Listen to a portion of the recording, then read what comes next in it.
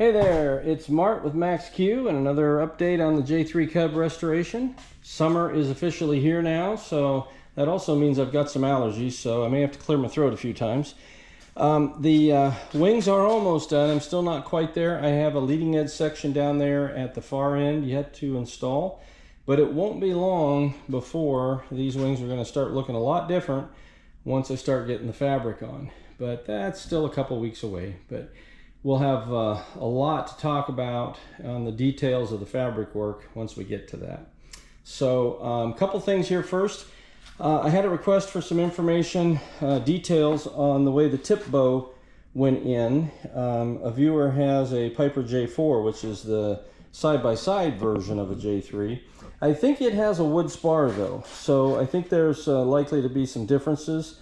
But the general procedure, I believe, is the same or similar, to where they have some steel brackets like these that are attached to the spar, and then there is hardware that you drill holes through the tip bow into the bracket and put some hardware in there. And then what I do is I countersink that hole before the hardware goes in with a 100-degree countersink, and I get to where the head is a little bit below the surface, and then I put this this is actually a Stitz product, the filler that you can use to, it's a real lightweight epoxy type filler and sands real nice. So that way there's no visible aspect of the bumps or anything from the head of those screws once the fabric goes on. So anyway, so that's there. And then up here, when this is off, like this picture here shows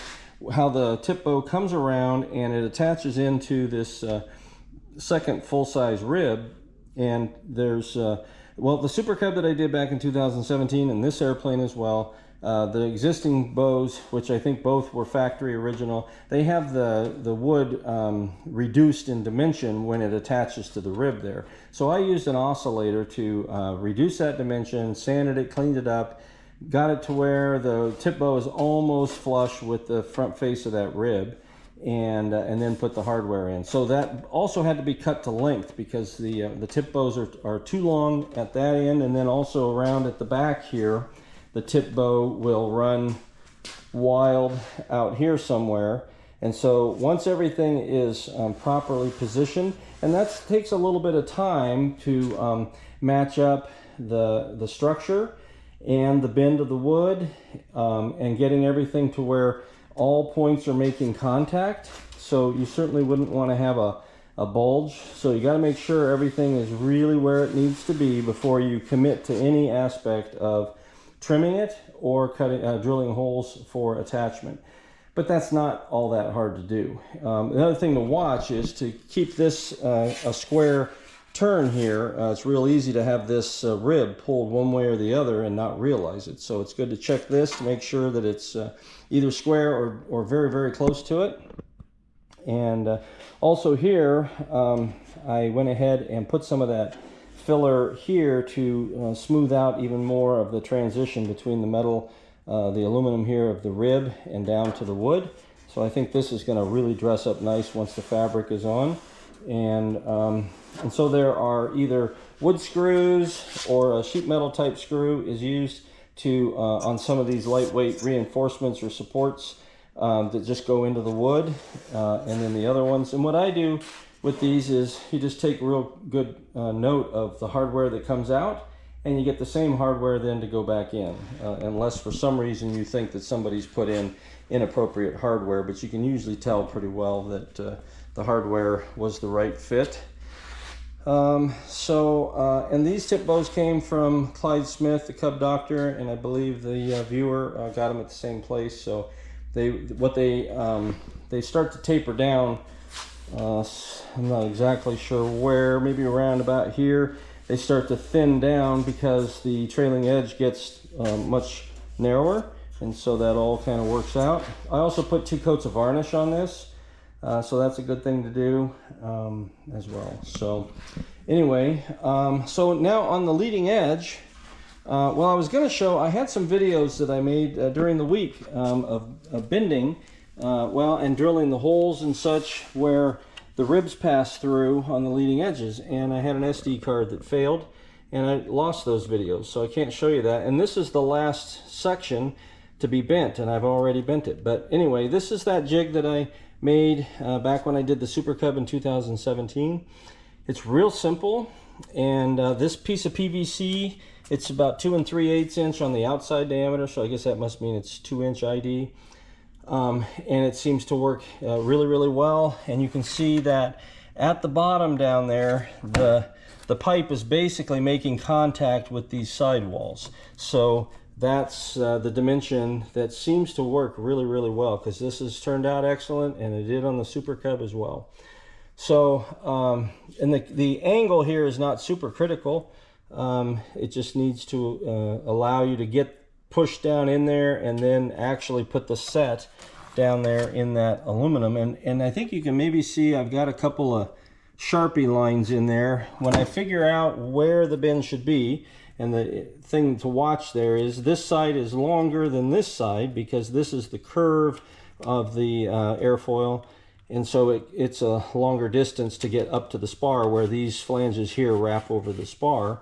So you just want to, and you can use the old ones, or you can measure the rib itself from the spar to see where pretty much the center point, the nose part of the rib is. And once you have that center figured, then you can just go 1 3/16 inches either side. You draw those lines, and then when that piece of aluminum is laying on top here, you put the PVC on it, you line it up with the lines, you keep everything centered at both ends between here, and then it's just a matter of pushing down. And it's a little easier than you might think to get it started, and you get it going down in. You just make sure that you don't drift off of those lines, and in the process you would be putting a twist in the bend. But as long as you stay on those lines, it's just a simple process of pushing right on down through, get it all the way to the bottom, and that just needs to pop out of there, and it will be ready to use to do down here at the root.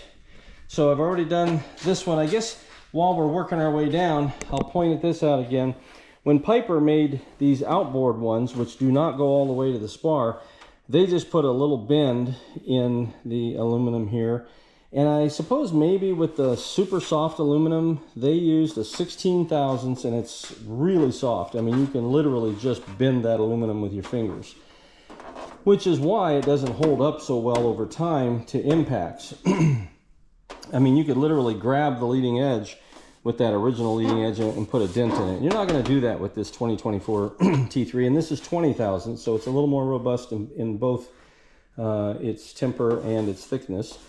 But if you just did a shallow chamfer here or bend at the top edge, you run the risk of this rising up when the fabric goes on. You see a little bit of a rise.